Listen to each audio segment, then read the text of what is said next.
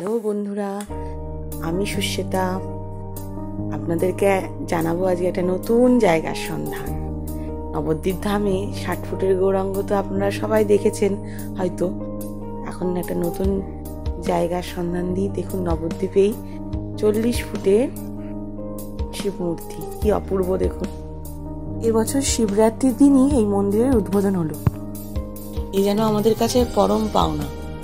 আমার তো খুব ভালো লেগেছে জায়গাটা। আপনারাও ঘুরে এসে জানাবেন কেমন লাগলো জায়গাটা।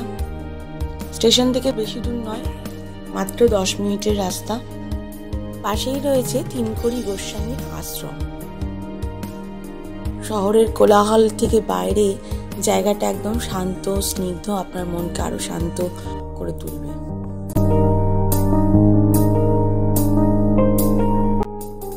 সন্ধ্যাবেলা আলোকসজ্জা এই মহাদেবের মন্দিরকে এক অনন্য রূপ দান করেছে।